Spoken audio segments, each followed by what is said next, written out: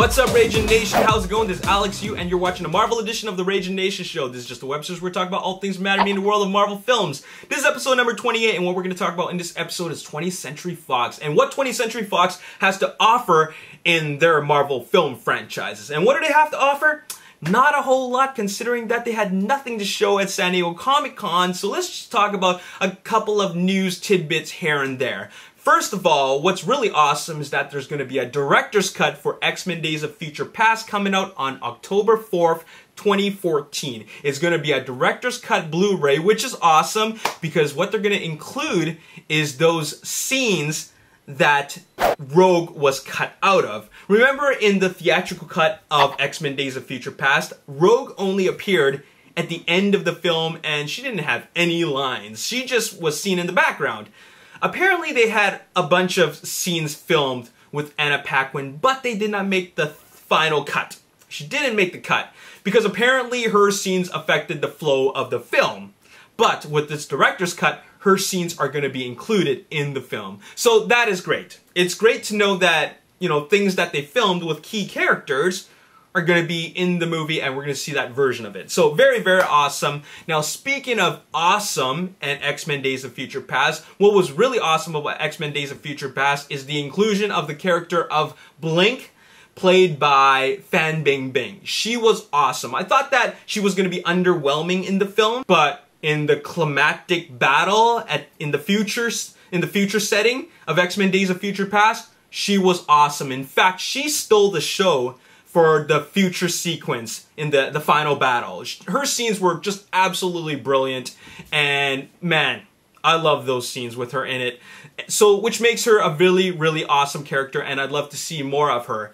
Well, apparently she will be returning in X-Men Apocalypse, and she's actually signed on for a total of 4 films. So she's going to appear in X-Men Apocalypse, and when the time calls for it, she will appear in 3 more X-Men films. So that is very, very awesome. Moving on, let's talk about Fantastic Four. And what's really cool about, or what's really great about Fantastic Four is that Fantastic Four principal photography has wrapped. And Kate Mara snapped a selfie of herself with the rest of the Fantastic Four team, and it was in celebration of wrapping up. Now, what is also really cool is that while Fantastic Four had nothing to show for San Diego Comic-Con, there was a photo that was tweeted of what the Thing would look like in Fantastic Four. Now, we already know what the Thing looked like in Fantastic Four 1 and Fantastic Four 2, Rise of the Silver Surfer,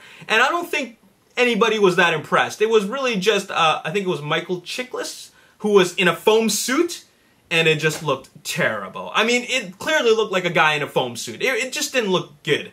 And it really distracted the audience, or at least fans, from really, really, you know, taking in the movie. The believability of the characters. It just looked like a really, really bad costume, okay?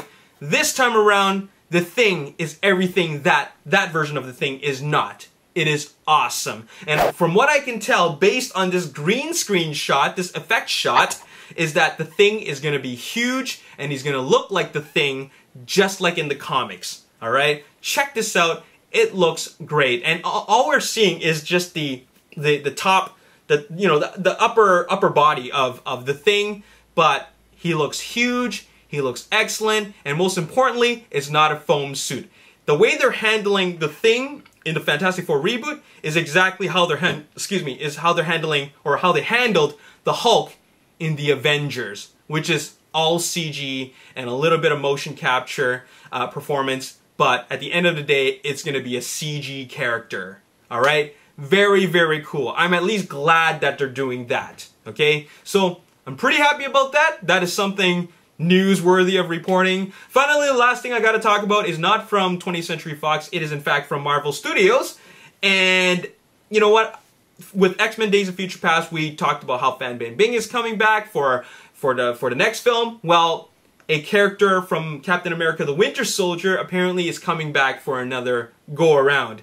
The Russo brothers, who directed Captain America the Winter Soldier, have just recently reported that the Winter Soldier, Bucky Barnes, played by Sebastian Stan, will be making a return in Captain America 3. And what Captain America 3 is going to do is they're going to explore the relationship between Steve Rogers and Bucky Barnes. And one thing you got to know is that Sebastian Stan actually signed a multi-picture deal with Marvel Studios. In fact, I think it was a 7-picture deal, which sounds ridiculous because how much more of the Winter Soldier do we need to see? But the fact is that he's coming back. He is coming back in Captain America 3, and we're going to see some chemistry between Steve Rogers and his buddy, Bucky Barnes. So, there you have it. Sebastian Stan is coming back. Now, with regards to the 7-picture deal, it doesn't necessarily mean that there's going to be 7 more Captain America films or 7 more Winter Soldier films. It just means that if in the event Marvel Studios needs him around for another appearance, he's obligated to be there. Alright? So there you have it. That's all I got to talk about in this video. How do you feel about the way the Thing looks? How do you feel about Sebastian Stan coming back as the Winter Soldier? Maybe not as the Winter Soldier, but at least as Bucky Barnes, and exploring the relationship between Steve Rogers and himself. And also, who do you want to see appear, or rather come back in X-Men Apocalypse from X-Men Days of Future Past? Let me know in the comment section below. As always, if you enjoyed this video, hit the like button, subscribe to the YouTube channel, like me on Facebook, The Ragin Nation. Also follow me on Twitter, @RaginNation. My name's Alex Yu, and stay tuned for episode number 29, because we're going to talk about what's going on with the future of the Amazing Spider-Man franchise. My name's Alex Yu, and I'll see you next time. Peace. Before principal photography has wrapped, and Kate Mara snapped a selfie of herself with the rest of the Fantastic Four team, and it was